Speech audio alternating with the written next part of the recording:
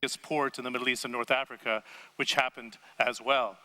But we were living in a very different time, I think. I was at the OPEC meeting in November 2014, when there was a different strategy adopted by the major oil producers of the world, and that is not to cut supply, but to kind of fight for market share.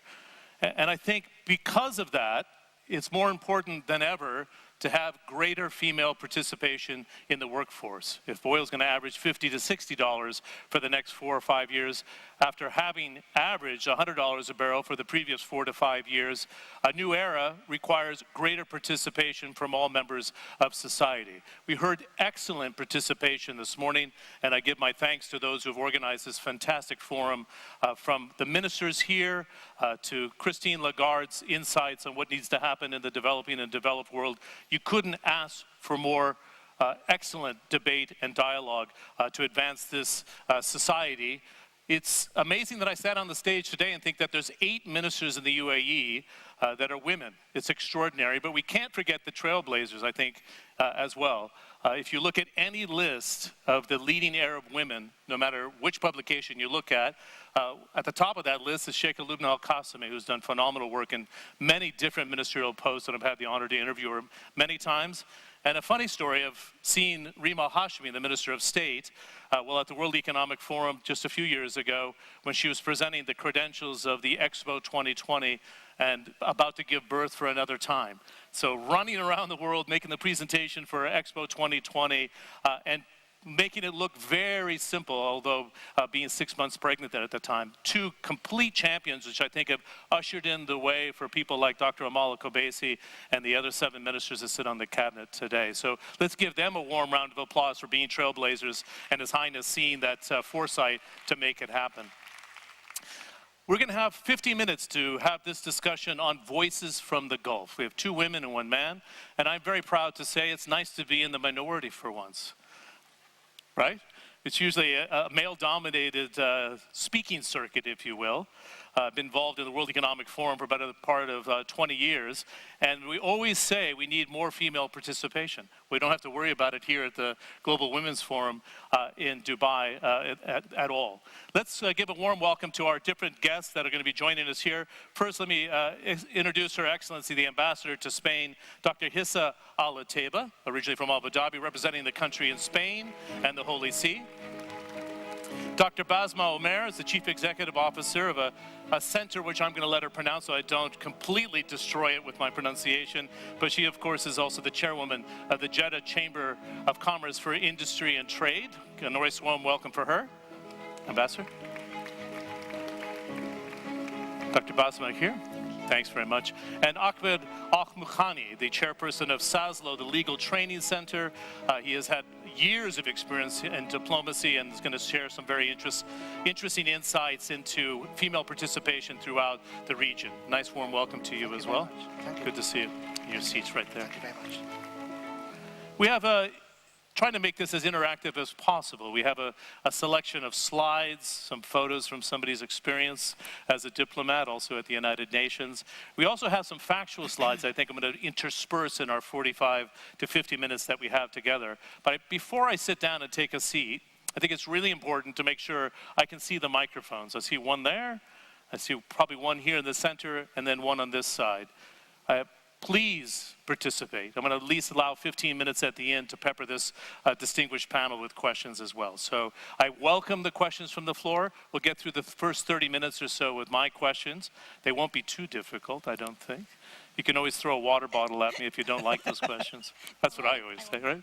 It's gotten worse, let me tell you. Right? No, just joking. First and foremost, I think it's really interesting as a UAE diplomat. You worked at the United Nations before becoming ambassador, now have a seat in Spain, but also as ambassador to the Holy See. Give us a sense of the misperceptions, because that's what we're talking about here. In fact, the first thing that struck me when I moved to the country full-time 5 years ago, but having visited steadily every month for the last 12 years, is how powerful women are, whether they're in the position or not in the position officially, how much strength they have and how much respect they have in society. But take it from a diplomatic standpoint, if you can, Ambassador, and give us a sense What are some of the misperceptions you faced in some of the postings you've had so far? Please. Thank you. خلال بسم عملك. الله الرحمن الرحيم. في البداية أحب أن أتقدم بالشكر لكل من ساهم في تنظيم ورعاية هذا المنتدى العالمي للمرأة، وأخص بالشكر سمو الشيخة منال بنت محمد بن راشد آل مكتوم على دعوته الكريمة لي لكي أشارك معكم اليوم هنا وأتكلم من واقع تجربة شخصية على الكثير من المغالطات والصور النمطية التي ترتبط بالمرأة الخليجية وبالمرأة الإماراتية. من هذه المغالطات أن المراكز القيادية في الدول الخليجية هي حكر على الرجال. لقد كان تعييني في 2008 في نوفمبر 2008 باختيار من قيادتنا الرشيدة لأمثل دولة الإمارات التي أعتز بالانتماء إليها وأكون سفيرة في المملكة الإسبانية هو كسر لهذا النمط وكسر لهذا القالب الذي يود الكثير أن يضع المرأة فيه. تم تكليفي، ذهبت بحمد الله إلى متوكلة على الله إلى المملكة الإسبانية أحمل معي مبادئ الدبلوماسية الإماراتية، مبادئ السياسة الخارجية الإماراتية التي تقوم على حسن الجوار، على احترام المعاهدات، على احترام سيادة الدول، عدم التدخل في شؤون الغير، على حل النزاعات بالطرق السلمية. ذهبت إلى المملكة الإسبانية وأنا قدوتي صاحبة السمو الشيخة فاطمة بنت مبارك أم الإمارات التي لولاها ما كانت المرأة الآن تصل إلى هذا المستوى من المشاركة في المجتمع وفي بناء المجتمع الإماراتي الحديث جنباً إلى جنب مع الرجل. ذهبت إلى المملكة الإسبانية، التقيت بجلالة الملك خوان كارلوس الأول، كان لقائي به كسر للتقاليد البروتوكولية المتعارف عليها من ناحية الوقت، لأن بدل أن يستمر اللقاء 5 دقائق امتد إلى 20 دقيقة. كنت أول سفيرة عربية في المملكة الإسبانية. تحدث كثيراً، أشاد بقيادة دولتنا وأشاد بدعمهم للمرأة لكي تأخذ مكان في توثيق العلاقات بين الدول. وقد تكلم كثيراً أيضاً عن مؤسس دولتنا رحمة الله عليه الشيخ زايد بن سلطان آل نهيان. في 2010 تم تعييني سفيرة في دولة الفاتيكان وفي إمارة أندورا. هناك التقيت بقداسة البابا بنديكت السادس عشر. Dr. Oteva, hold on just a second. We have some pictures that I want to bring up with the King of Spain and also from the Holy See as well. So we can bring those up as you talk. Fine. So you talked about your meeting with the King of Spain, and you also going to the Vatican. How did they take you with hijab and all when they met you? Was they open to the concept? Was there a dialogue that was open from the very, very beginning? لقد كان اللقاء رائع. لقد ثمنوا كون قيادتنا الرشيدة تدفع بالمرأة إلى المصاف الأولية، إلى الصفوف الأولى من الدبلوماسية حتى تعمل على توثيق العلاقات بين الدول. لكن هناك مواقف طريفة كانت أحياناً تقابلني. أنتم جميعكم تعلمون أنه لأن السفير عندما يصل إلى دولة المقر يبدأ بعمل زيارات بروتوكولية للتعريف بنفسه. فكنت في ذهابي لجميع يعني أول زيارة لجميع الوزراء أو المسؤولين سواء كان في إسبانيا أو في الدول الثانية اللي أنا غير مقيمة فيها، كان يفترض أن سفير الإمارات هو رجل وليس سيدة، وكنت أرى الدهشة على وجهه. لكن الحمد لله بعد قليل تتبدد هذه الدهشة لتتحول إلى ترحيب، دعم وإعجاب بدور المرأة الإماراتية. هنالك الكثير أيضاً إذا من Anecdotes afterwards. I'm listening for the translation at the same time. Although I've lived here for 5 years, I wouldn't say my Arabic is perfect, so I'm trying, you have to bear with me as you speak Arabic. But you understand me fluently, so that's very good. I'm going to bring in Dr. Basma if I can, and I'll come back to you, of course. I've traveled to Saudi Arabia probably, I think, 25 times in my career, going from 1990 until just a few months ago. So I don't think I know the country well, but I understand it. There's a lot of misperceptions in Saudi Arabia about women in authority and women in power. Most people look to the political arena first and foremost, but the Jeddah Chamber of Commerce is a very powerful organization. People like Lubna Olayan, who's in finance and banking, one of the largest family trading groups and finance groups in the Middle East and North Africa, is a woman. Give us what's accurate today in Saudi Arabia and what needs to be done next, because you're doing a lot of polling, a lot of data collection on what the perceptions are even internally in the country. I'd love to hear your thoughts of where we've come from and where we really need to go in Saudi Arabia. Okay. First, I want to apologize to everybody sitting behind me because I'm giving you my back. I feel I'm not connecting with you. But the beauty that's of how this the setup is. We have surround Yes. cameras, so we're good. They see you right. They see your face very easily. What has changed in Saudi Arabia, I think in the past 4 years with all the regulations passed by the Ministry of Labor with the support of the King, has been we've increased women's participation in the workforce by 5 times. Is that enough for us? No, given that we started at 50,000 women in the private sector, and now we have about almost 350,000 women. It's a big progress in a short time, but as women, we always desire much more than that. We have given women new opportunities, and what we believe in at the center that you couldn't pronounce, the Sayyidah Khadija bint Khuwailid Center at the Chamber of Commerce. It's a lobbying center for women's empowerment. We work on research and lobby for legislation, reform and regulation to increase women's participation, whether in the workforce or as in business. There has been a lot of changes. One of the things, I'll just start with the employment perspective. As I said, the increase of women's participation. The new fields has been women in sales, women in factories, women in private sector, mid-management, and so forth.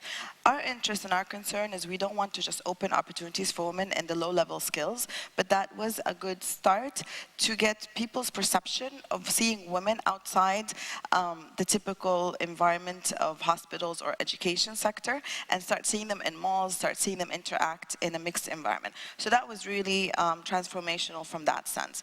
Now, what we're lobbying for is to get them into the boards of directors of private companies, to get them into CEO positions, to get them into higher level and mid-management.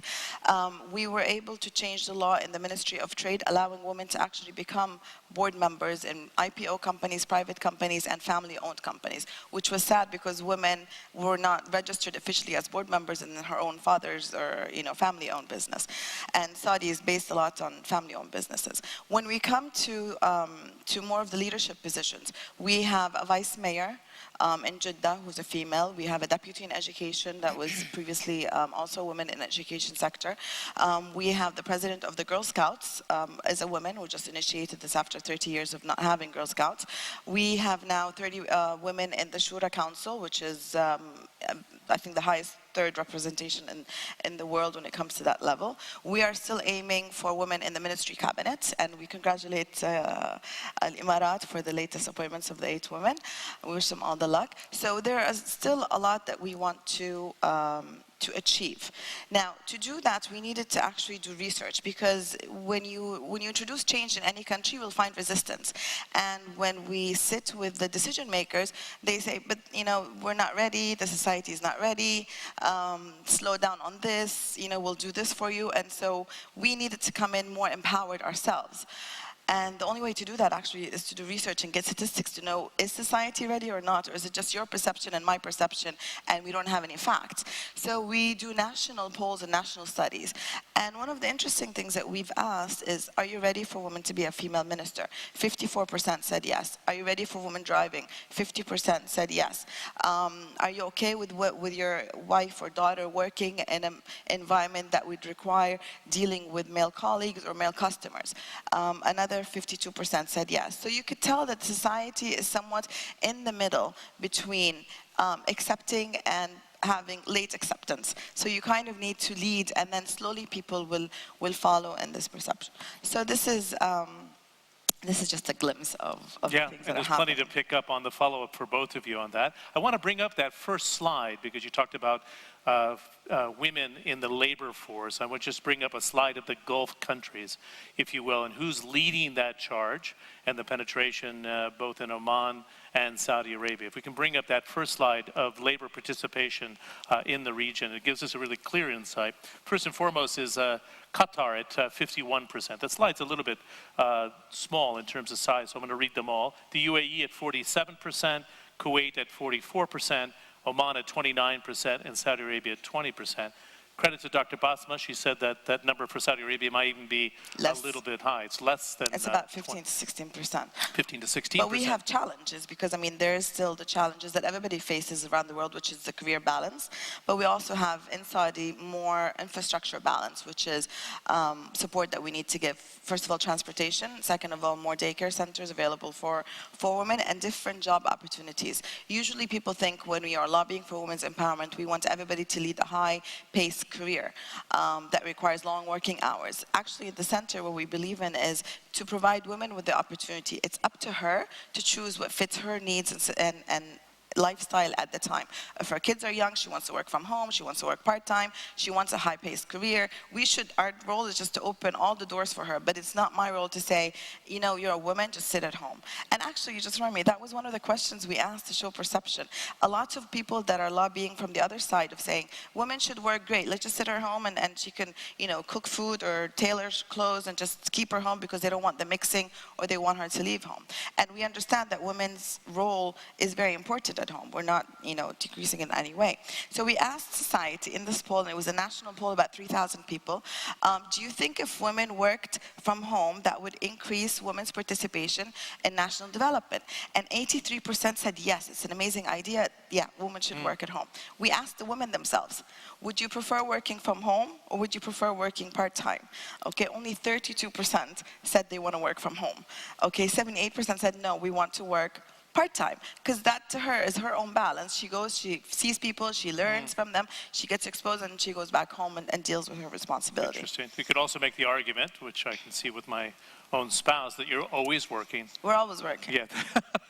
Yes. And it literally is always working because you're always on the clock. Ahmed, I think it'd be really interesting to hear 5 salient points you make, but I'm going to pick them off one by one.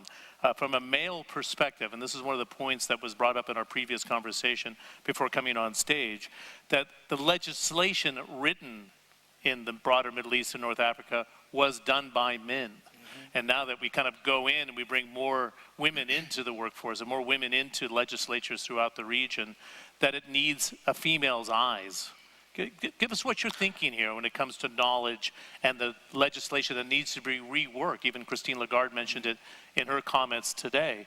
A lot of this legislation doesn't allow for female participation in the workforce. Please. Thank you. I mean, thank you all for being here after lunch. I know it's a bit challenging to be awake after lunch. And thank you for the organizers to actually have this wonderful opportunity.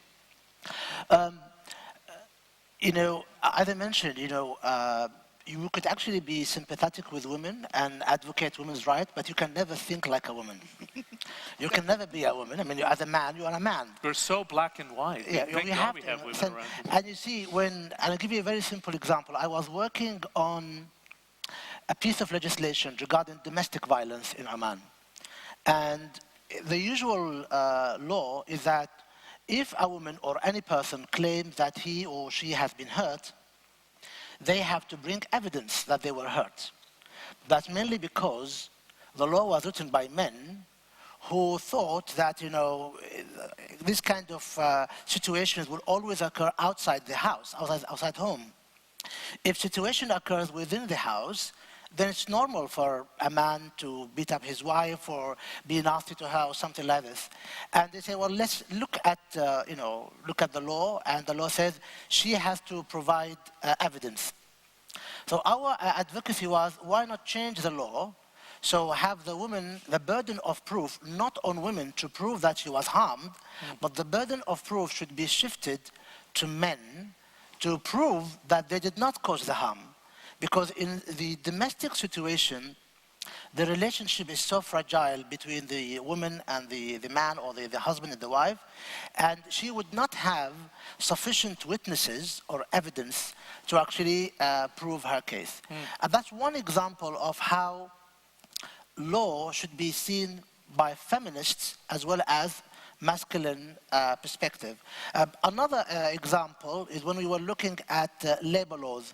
Generally speaking, the labor laws do not actually differentiate between men and women in Oman, for example, and the rest of the Gulf. But there is an element or requirement to allow more flexible forms of employment for women.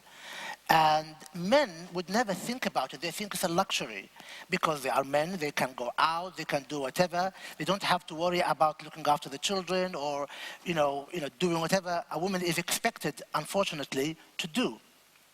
So when we were pushing for it, there was a lot of resistance from men regarding flexi time. And so that's one or another example of how women should be involved in legislation, in policy making, and the knowledge they have about the importance of the role of women, how that knowledge should be translated into practical procedures and measures. Okay, excellent. If I can add to that, of course. We had the same issue with the trade ministry not allowing women to invest or own her license in construction, real estate, or services. And the claim at the time before 2008, when we changed that, was construction is not within women's demeanor. It's not within her nature to go into construction.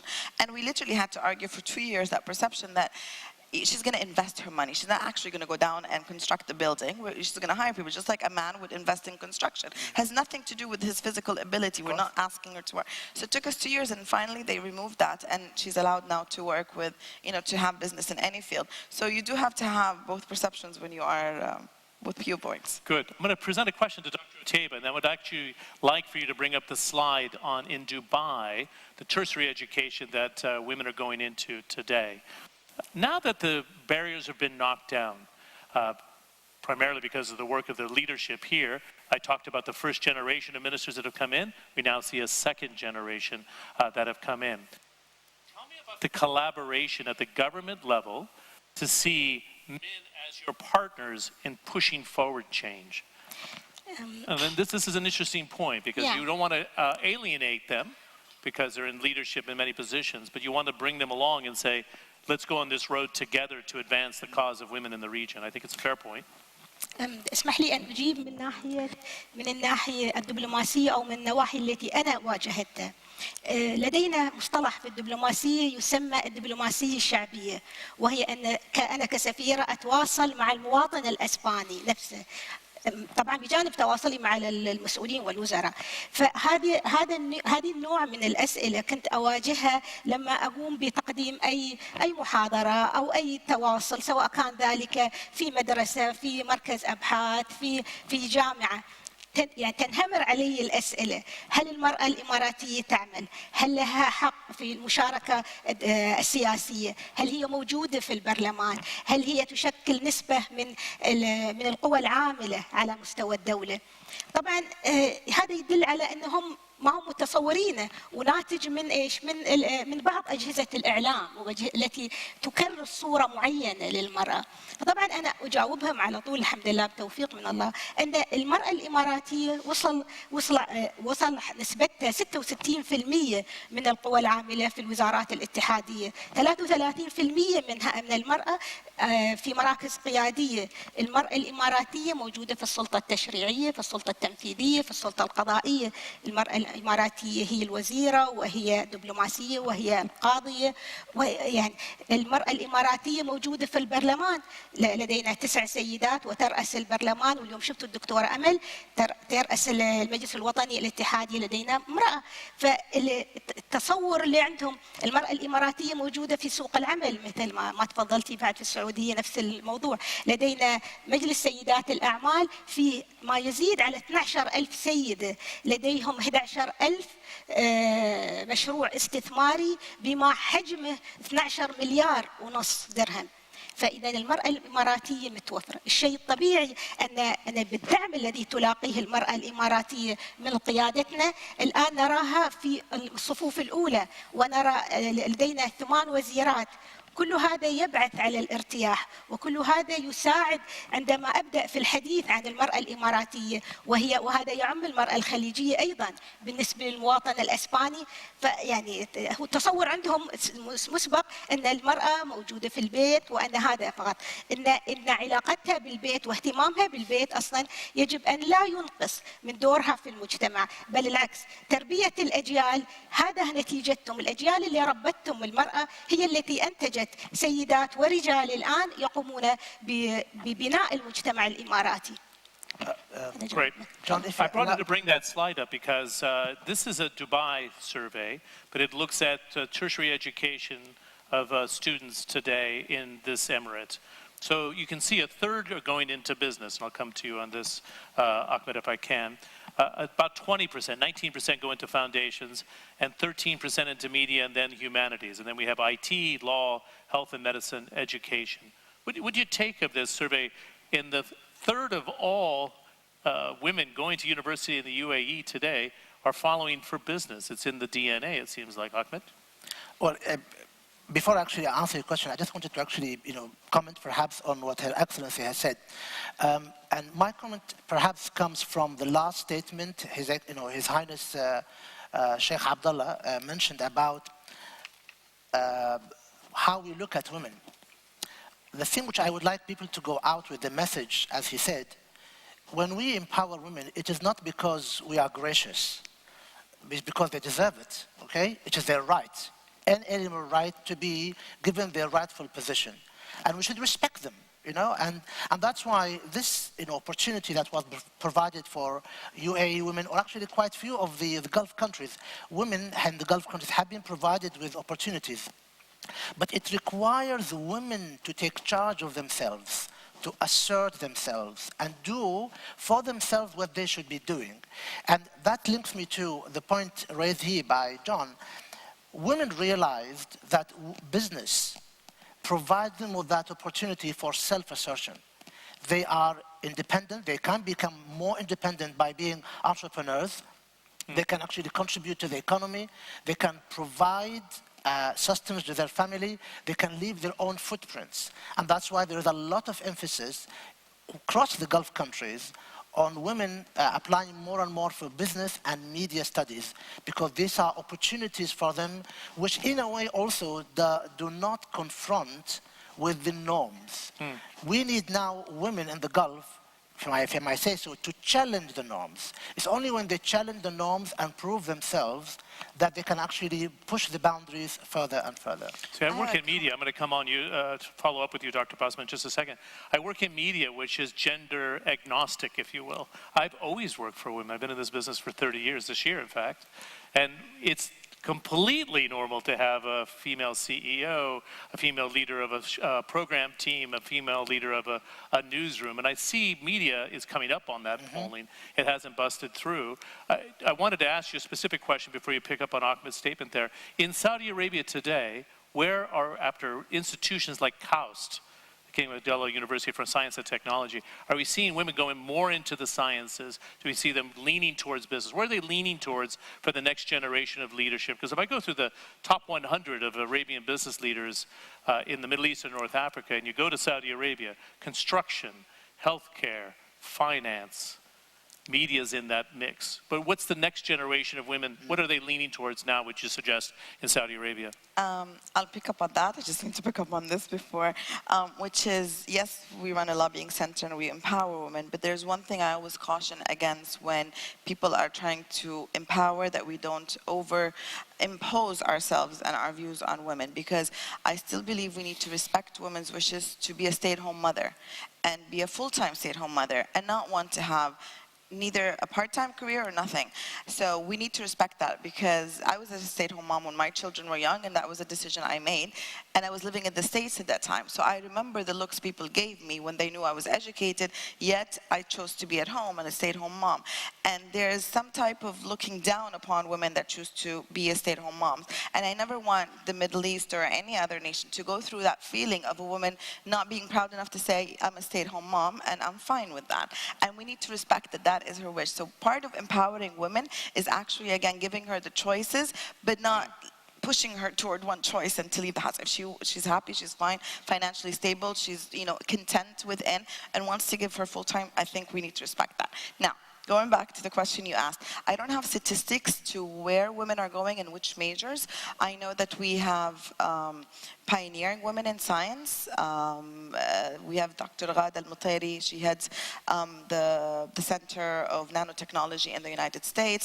We have other women in Saudi. Hayat Al-Sindi is a so very we good have example. a lot of scientists. I can't really tell you what percentage or where they're going. I think once more opportunities are open, even in education, we have an issue with matching education with what the private sector needs in Saudi.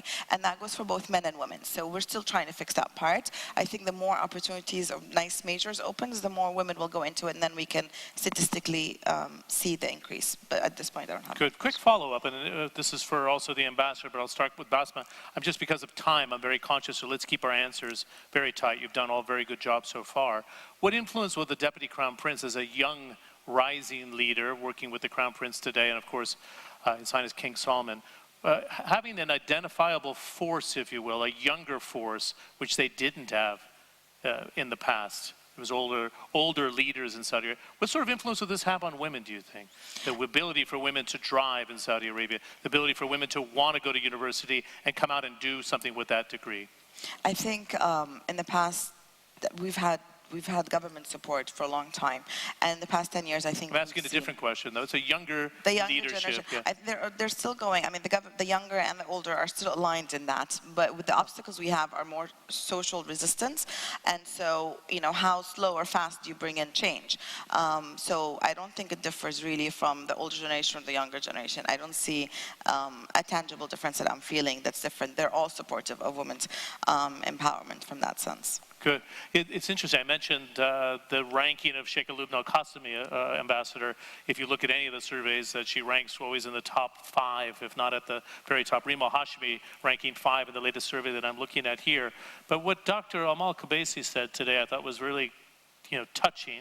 She said that the elder gentleman from the Western region came to see her and shake her hand, but that a whole new crop of women in the UAE will come up because they see her in that post today, this new generation. What sort of influence will these recent appointments have, do you think, in inspiring the next generation to go into government service, in your view?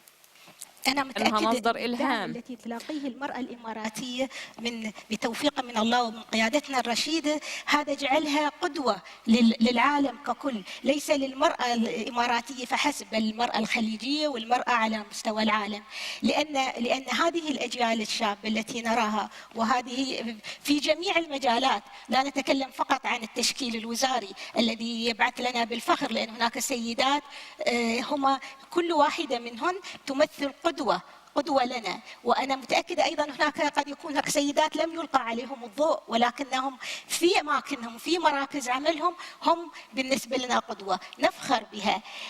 هذا الموضوع الذي يهم في كسر الصور النمطية الموجودة. هنالك سيدات عليهم الأضواء ونحن نفتخر بهم، ونتمنى دائما أن يكون هناك قيادات شابة أكثر تساهم في بناء مجتمعنا الإماراتي الحديث. ولكن أيضا هنالك سيدات قد لا يعرف عنهم البعض، قد يكونوا في بيوتهم ولكن أنتجوا لنا هذه الأجيال الشابة، وهم بدعمهم، سواء كان دعمهم للرجل كزوج أو أخ أو ابن، أو دعمهم لبناتهم، هم يمثلون بالنسبة لنا أيضا قدوة ومفخرة. Okay, very good. I want to open the floor to questions because we have 16 minutes left. I have plenty here, but I can see a lot of hands going up, which is a good sign. So if I can get a microphone, if you can please stand up, that'd be great. We'll get a microphone to you. I would ask you to introduce yourself, and then we have a second microphone here. Can I get another microphone to the woman in the blue dress? Thank you very much. Hello. Please. My name is Shahad Hay from Zayed University. I am majoring in international affairs. I would like to ask Her Excellency for an advice for the young new aspiring students in the UAE. As we all know that we are the future of the UAE, and we are all right now striving to be empowered and to be like in the arena and like to Sorry. So yeah, that's my question. That's a very good question. You actually just kind of softened it in at the landing here. I think I'm almost going to interpret the question also for role models. I think is important, Ambassador. So she's looking for inspiration, but did you have a role model before you came into diplomacy yourself? لأن أنا قدوتي هي الشيخة فاطمة الله يطول في عمرها. هي أم الإمارات، هي اللي بحثت فينا هذا الحماس منذ قيام الاتحاد لاهتمامها بالمرأة وإيمانها بأن المرأة تستطيع أن تعمل. قام الاتحاد النسائي، طلعت بثقة من الكثير من المؤسسات، طلعت الكثير من القوانين التي تحمي المرأة والتي تساعد المرأة، وهي دائما نصب عيني، هي دائما في جمع. وعاد يمكن بعد أتكلم عن شيء يعني خاص شوية، أن في لقاءاتي مع الملكة رينا صوفيا تشيد بمآثر الشيخة فاطمة، وهنالك دائما تعاون لمواضيع خاصة بالأشياء الخاصة بمساعدة الشاريتي، الأشياء الخيرية التي تقام سواء بين البلدين بين هنا وهناك. فإذا وضعنا نصب عيننا، وأنا أحاول أجاوب، إذا وضعنا نصب عيننا يعني ما تقدمه الإمارات لنا وما تقوم به صاحبة السمو أم الإمارات بتوفيق من الله وبدعم من قيادتنا الرشيدة، نتمسك بهويتنا الوطنية، نتمسك بتقاليدنا وتعاليم ديننا، ونتمسك أيضا نتسلح بالعلم حتى نتمكن أن نصل إلى المستويات المرغوبة، وحتى نرد الجميل لهذا الوطن في كل منا في مجاله صغر أو كبر. أتمنى أن يكون جاوبتك. Ahmed, you had a point, and I'm going to come to Bas. I think it's a very prescient comment that Ahmed shared with me before, is be the change that you seek. What do you mean by that as a point of reference for somebody looking for inspiration today? I was actually drafting that from a male perspective. It can also apply to a female perspective.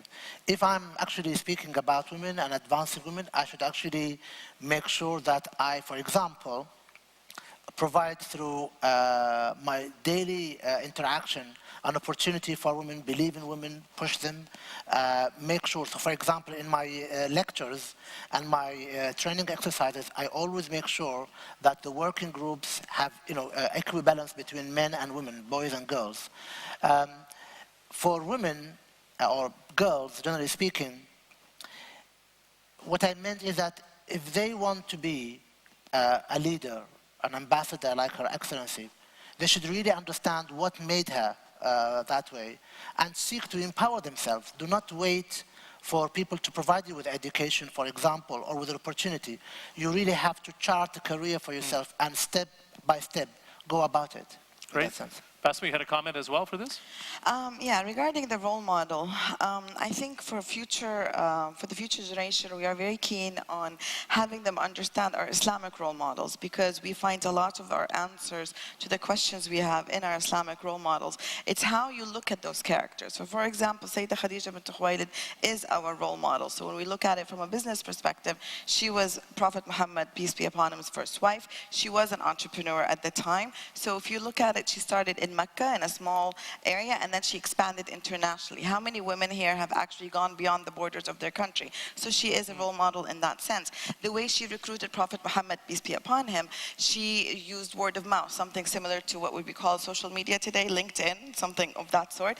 And when she recruited him, peace be upon him, she didn't recruit him because he was an Ivy League graduate or because he had a lot of experience in the field, but she really concentrated on his ethics and values. And this is something that we tell the business world. A lot of companies have fell down because of their unethical trade. So it's very important when you employ people that you look into their ethical background and their ethical values, because that is what's going to last. Now, when she sent him, these are all learning examples. When she sent him on her first business trip, she didn't just send him out without anybody. She sent her slave Maysara to give an appraisal report when he comes back of how did he conduct the business. So when he came back, he actually came back with the highest profit ever for her, but she wasn't blinded by the money, and she asked the servant, how did he conduct his business ethics? How did he interact with people? And she increased his bonus scheme based on what Prophet came. All these are examples that now we're being taught in universities. She's a role model. And then I come to women from the social perspective. How many of us now, all of us here sitting here in the 21st century, claiming that we are all the confident women, the educated women, would actually, when we fall in love with a man, go down and propose to that man to actually marry us, knowing that we're 15 years older, without doing Botox, without doing liposuction, without going on a diet, actually believing that we are worth having this love. And the way she actually went and proposed wasn't like, would you marry me? She actually sent her girlfriend in the middle. So there's a midway. There's a proper way to show a man that you are interested or that you have feelings for that man. Having feelings for him, and he's not rich, and she was very rich. She became the richest person in the peninsula, meaning she competed with men. So she didn't just stay in women-only fields of business. She actually expanded to interact and to actually trade and compete with men. So that teaches us something. Now, when we're faced in Saudi, when they tell us, women leadership positions, oh, we don't know. I say, what do you mean? They're like, no, women should not lead men. And I say, what about Sayyidah Khadija bint Khuwailid? She was the boss of Prophet Muhammad, peace be upon him. How are you different than him? He is the role model. So they sit down and they're quiet. Another example, they say, but you know, Dr. They sit down and are quiet, I'm sure. They don't discuss these things a lot of time with me, but that's what I'm saying about empowering ourselves with knowing our own role models in Islam. And so when they come and say, Dr. Basma, construction for women or this kind of job for women, I'm not sure, this is not within her nature, she's a soft woman. And I say, okay, have you been to Ghar Hira? Ghar Hira, for people that don't know, is where Prophet Muhammad meditated till he got his prophecy. It's a mountain. So to live her life, I actually went up that mountain. Now, I'll be honest, I'm not into physical activities. I'm not an exercise person. However, I went up and I almost had a heart attack at the first 2 minutes. I was pounding. I was like, what am I doing? My kids went up very fast.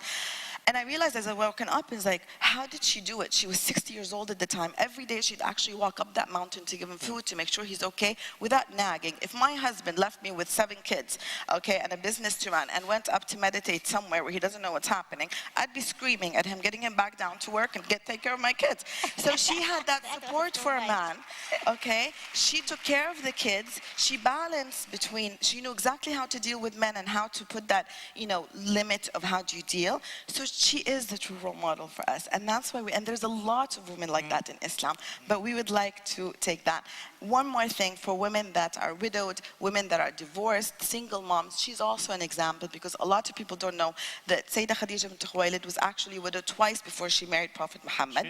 And she had 3 children to take care of prior to meeting him. So she was a single mom. She did not go on welfare like most women do today. She actually started her business, okay? So there is, the lessons are endless. And it's right in front of us if we just Yes. up here.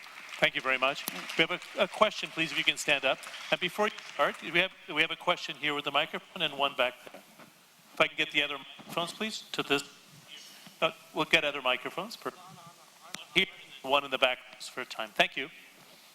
Miss Veronica, I am probably the first Ecuadorian international artist here in the Middle East or in the Gulf. And my country elected me Woman of the Year in the field of culture. I represent recently Ecuador at La Biennale de Venecia. I'm saying that more than introducing myself to tell you that that is my big mission, arts and culture. I am living here 2 years. Before I was 15 years in Paris. What I would like to mention is that every one of us knows that in any development of big cities and big countries, the magic word arts and culture has so much to do on that. And in these 6 precious hours of any beautiful speakers, I'm honored to be here. The magic word, have been not pronounced yet, which is arts. And I would like to know, in this case, 2 different answers, if you allow me. I just have to be careful on time, please. Yes. One from the Emirates, where all of us, we know how active you are in this field, Dubai, Abu Dhabi, etc. But the weekend I was reading an inform that 2 years ago, probably about the Saudi real engagement to improve these sectors, arts and culture, even if there is a huge difference related to the other cities in Arabia. So one point that surprised me a lot is that the persons in charge, the responsible, are focused to include arts as much as they can in the education.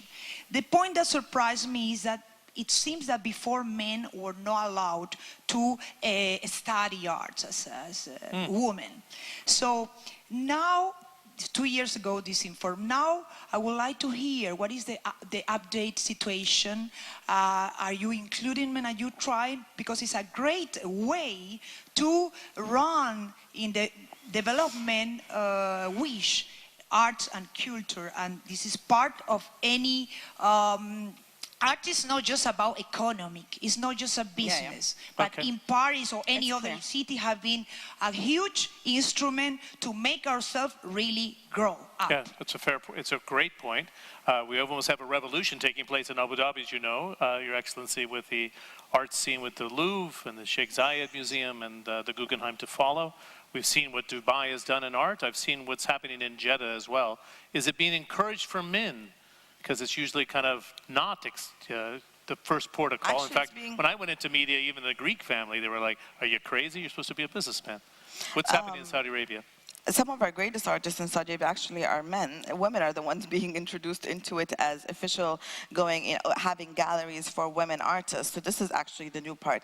And the interesting is that there has been more concern and more attention given to culture and art and more exhibitions that are, like, we have a whole week of exhibitions for artists and creative people. So this is something definitely that there is interest in, and I highly believe in arts and education as well together, especially with children with learning disabilities and of that sort. It's a great tool. So definitely there's interest. It's interesting what's happening in Saudi Arabia on that front. Well, obviously what Sultan Qaboos has done with the Opera Center and the Arts Center has been phenomenal. Dr. Hirsa, very quickly, if you don't mind. I want to see that. Excuse me for one second. Who has the microphone next, please? Please stand up. Thank you. The woman behind you, please, in the gray first. Thanks. We had a hand back there. I'm sorry about that. Excuse me. Please stand up as well so we can get a microphone to you. And please, Dr. Hirsa, sorry. أنا أريد أن أضيف هنا أن هناك تعاون من ناحية يعني كالإمارات، وهنا نمثلها كسفارة هناك، بين متاحف إسبانيا والمتاحف الموجودة في الإمارات، متحف البرادو، متحف رينا صوفيا. وهذا لأن الفن هو الذي هو التراث، هو الذي ينقل الحضارة، هو الذي يكون في تنافس أو يكون في نقل معلومات بين البلدين، والتواصل الثقافي مهم جدا على نفس المستوى من تواصل اقتصادي أو تواصل سياسي بين الدول. وكان. And it's incredible, having lived here for just the amount of culture you take in week by week and learning about the history that people have been very shy to see. That was right before our eyes. So it's a pleasure to see it open up, and then the scale of the museums. But the local culture and the local art scene is really starting to blossom in the UAE, Saudi Arabia, and clearly, of course, Oman. A quick question, if I can, please. There you go. Thanks. I'll try to come to you. I don't know if I have time. The next lady, do you have a microphone? Perfect. Please, you go first. Thank you. Okay, first I'd like to thank everyone here. And my name is Amal Abu Jabal. And first I wanted to thank Dr. Basma. I'm an Egyptian American, and I was working with the Ministry of the Communication Information Technology of Egypt, developing the IT industry. Now I have joined a US company, and what you have spoken about, like developing the Saudi woman, is very close to my heart. And what you have said really encouraged me and give me lots of hope on seeing like the Arab woman rise. And this is what they need. And I would like to work with you professionally and personally to do that in Saudi. Thank you. Great. Thanks very much. Question from the floor. Thanks for the contribution. It should be on, don't worry. Yeah, it's on. Hello, I'm Hanan Saab, and I'm coming from Lebanon. And Your Excellency, what caught my attention is the stay-at-home mom. I'm an activist in women empowerment in business, and I do realize that it's important for women, after investing so much in their minds and the development, to stay abreast of developments. So what is your policy regarding flexible timing and working from home, given that we have now so many advances in technology and the fact that it's very important for women to stay more or less involved in the workforce despite the responsibilities that they have with their families and bringing up their children. Just so I'm clear, Dr. Hissa, correct?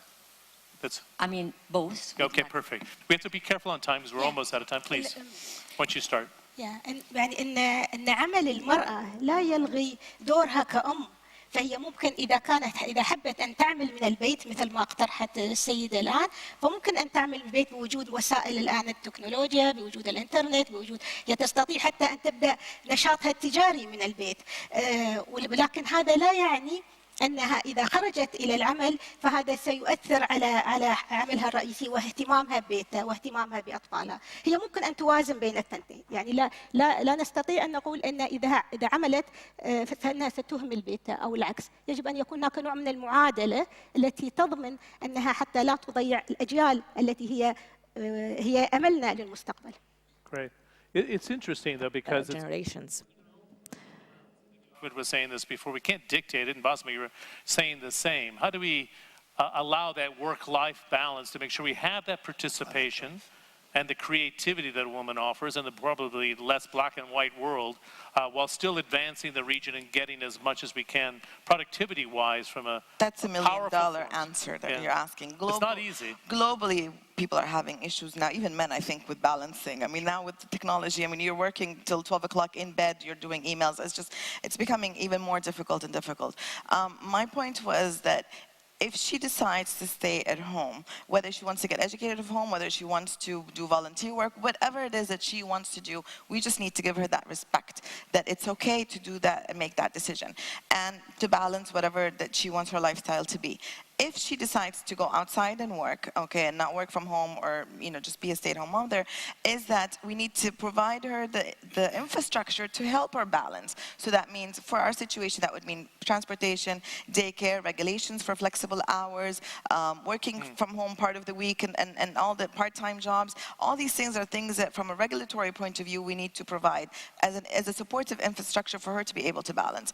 I am sometimes very unbalanced, and it's something that, till today, every time it's like, okay, that's it, these are the priorities, this is how I do it, and then I fall off balance, and I come back, and my mom screams at me, and it's very helpful to have a mother that kind of puts you back in balance, says you haven't spent enough time with the kids, and so it's a joint effort, and I always say, I would not have done it if it wasn't for my mother's support and my husband's support, because there's absolutely no way with my travel schedule and late hours that my kids are raised as a group project, okay? So the whole family is raising my children, and that's how, it's good, but I'm fortunate that I live close to my mother. But other than that, so you need that support system. That's a fantastic point. For us expats that live overseas, we always have this challenge because we don't have the family network around us to create that group unity that you need when we're kind of running around the world.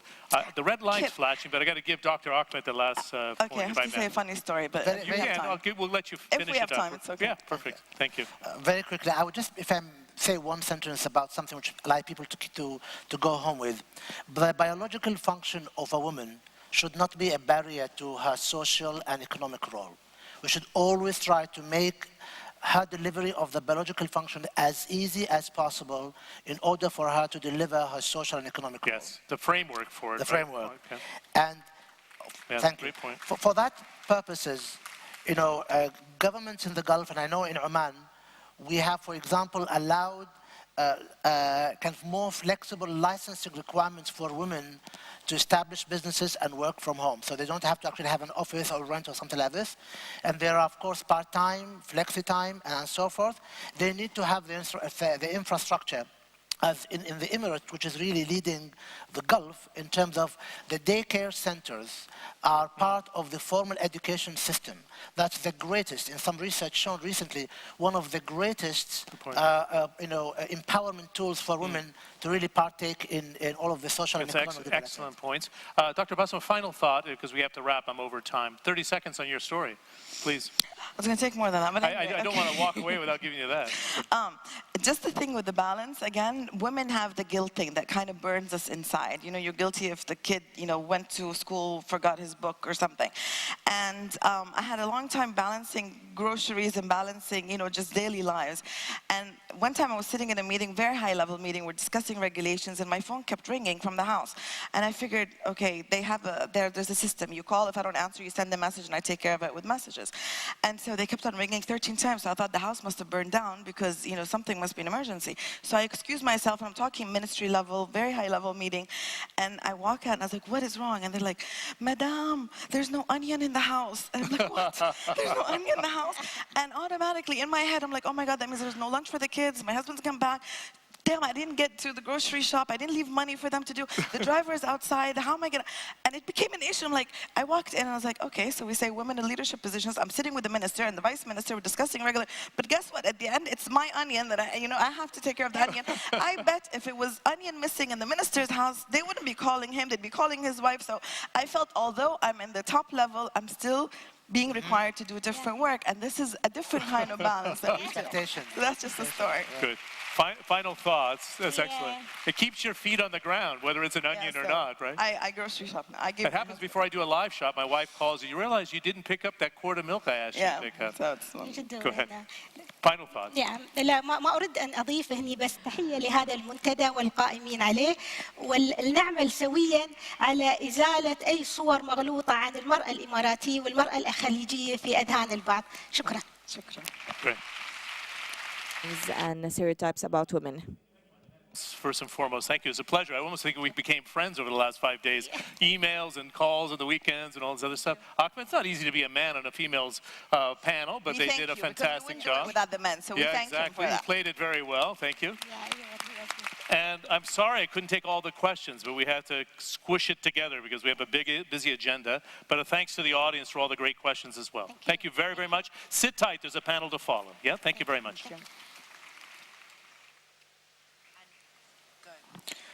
Thank you so much, ladies and gentlemen. We kindly ask you to remain seated as we are about to start the next